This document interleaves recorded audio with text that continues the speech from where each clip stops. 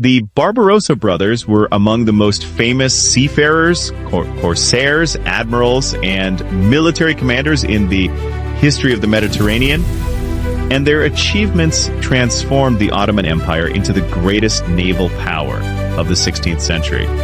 The four brothers were Oruj Reis, Hızır Reis, who later became known as Hayreddin Barbrossa, Ilyas Reis, and Ishak Reis. They were born on the island of Lesbos, which had become part of the Ottoman Empire after its conquest in 1462. Their father was Yakup Aja, an Ottoman soilder, cavalry soldier, who had fought during the Ottoman conquest of Lesbos and later became a respected merchant and pottery maker, transporting goods such as ceramics and agricultural products between the islands of the Aegean Sea. Growing up near the sea, the brothers learned navigation, sailing, shipbuilding, commerce, and warfare from an early age. At first, they worked as merchants, transporting goods between Greek islands, Anatolia, Syria, Egypt, and North Africa. But the dangerous political situation of the Mediterranean gradually drew them into naval warfare. The turning point in the life of Oruj Reis came around 1503, when his merchant ship was attacked by the Knights Hospitaller of Rhodes, one of the strongest Christian naval military orders in the Mediterranean. During the fierce battle, his younger brother Ilyas Reis was killed while bravely defending their ship, and Oruj himself was captured alive after fighting until he was overwhelmed. The knights chained him as a galley slave, forcing him to row under brutal conditions for nearly 3 years. Historical accounts describe the terrible suffering of galley slaves who endured hunger, disease, exhaustion, beatings, and constant hard labor. Oruj eventually escaped with the help of Ottoman allies, although some historians suggest he may have been rescued during an Ottoman raid.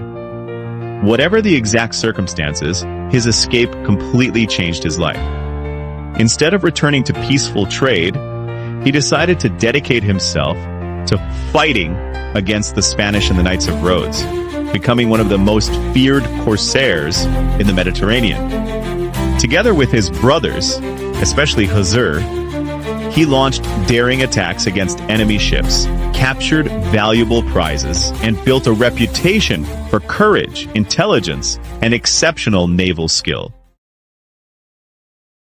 The brothers also became famous for helping thousands of Muslim and Jewish refugees fleeing Spain after the fall of Granada in 1492 and the Spanish persecutions that followed. Using their fleet, they transported many refugees safely across the Mediterranean to North Africa and Ottoman lands. Because of these humanitarian missions, many Muslims regarded Oruj as a hero and protector. His reputation grew rapidly, and soon local rulers across North Africa sought his military assistance. In 1516, the people of Algiers invited Oruj and Hızır to help them resist Spanish occupation and influence. Oruj defeated the local ruler who had collaborated with Spain and took control of Algiers, becoming its ruler. However, he knew that Spain possessed enormous military strength, so he wisely sought protection from the Ottoman Empire. Sultan Selim I accepted his request, and Algiers officially became an Ottoman province, while Oruj governed it as the Sultan's representative. This decision permanently expanded Ottoman influence into North Africa and laid the foundation for centuries of Ottoman rule in the region. Oruj did not stop there. He continued his campaigns against Spanish strongholds and attempted to liberate more cities from Spanish control.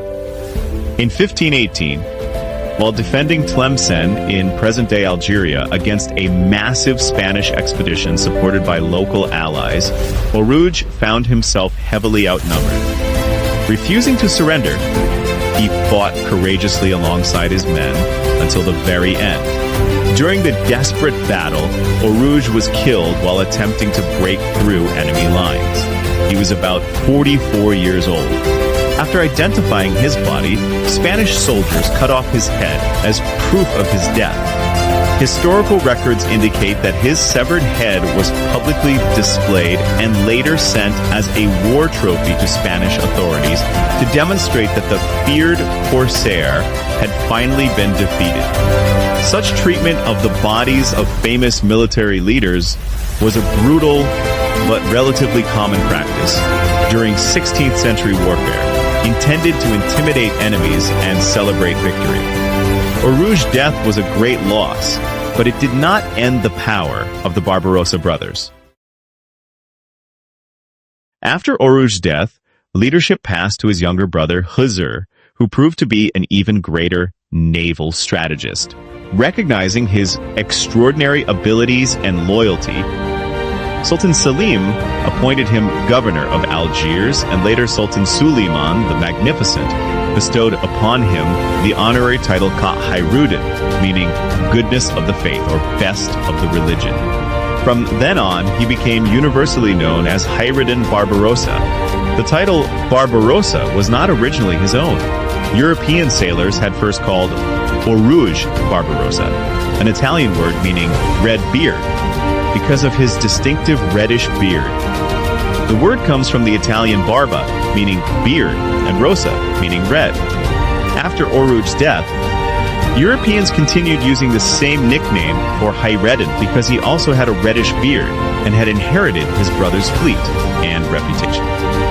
Over time, Hayreddin became far more famous than Orouge. So today, the name Barbrossa is usually associated with Hayreddin himself.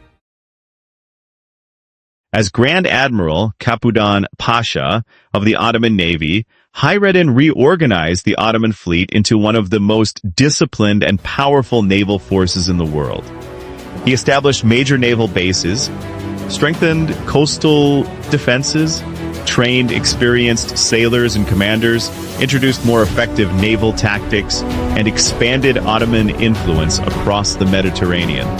Under his leadership, Ottoman fleets captured numerous fortresses and islands, secured important trade routes, and repeatedly defeated Spanish, Venetian, Genoese, and Papal naval forces. His greatest achievement came during the famous Battle of Preveza on the 28th of September, 1538. A massive Christian alliance known as the Holy League, organized by Pope Paul III, assembled more than 300 ships under the command of the experienced Genoese admiral Andrea Doria. The coalition included the fleets of Spain, Venice, the Papal States, Genoa, Malta, and several Italian states. Although Hayreddin commanded a significantly smaller Ottoman fleet of around 120 galleys and galleots, he skillfully used favorable winds, superior maneuverability, shallow coastal waters, and brilliant tactical planning to defeat the much larger enemy force. Andrea Doria hesitated at critical moments, allowing Hayreddin to seize the initiative and destroy the cohesion of the Holy League fleet. The Ottoman victory at Preveza established Ottoman naval supremacy in the Mediterranean for more than 3 decades and remains one of the greatest victories in naval history. Many military historians consider Hayreddin Barbrossa one of the finest admirals ever to command a fleet, placing him alongside legendary naval leaders such as Horatio Nelson, Yi Sun Sin, and Qing Shi for his influence on maritime warfare. Hayreddin Barbrossa continued to lead successful campaigns throughout the Mediterranean until his retirement. He also dictated his memoirs, providing historians with valuable first-hand information about naval warfare and politics during the 16th century. He died peacefully in 1546 in Istanbul and was buried in a magnificent mausoleum designed by the famous Ottoman architect Mimar Sinan in the Beşiktaş district. Near his tomb stands an impressive bronze statue honoring his achievements. Hayreddin's famous words, "He who rules the sea rules the world," are often associated with his naval philosophy, although historians debate whether he actually spoke the exact phrase. Even today, Hayreddin Barbrossa remains a national hero in Turkey. One of the oldest and most respected traditions of the Turkish Navy is that naval vessels passing the Barbaros Hayreddin Pasha Mausoleum in Beşiktaş reduce their speed and render a formal naval salute as a sign of respect to the legendary admiral whose victory secured Ottoman dominance over the Mediterranean. This ceremonial tribute symbolizes the enduring admiration that Turkish sailors have for Barbarossa's courage, leadership, strategic brilliance, and lifelong service to his empire. His legacy continues not only in Turkish naval traditions, but also in world maritime history, where the Barbarossa brothers are remembered as fearless seafarers whose lives changed the balance of power in the Mediterranean and whose names remain synonymous with naval excellence, courage, and strategic genius.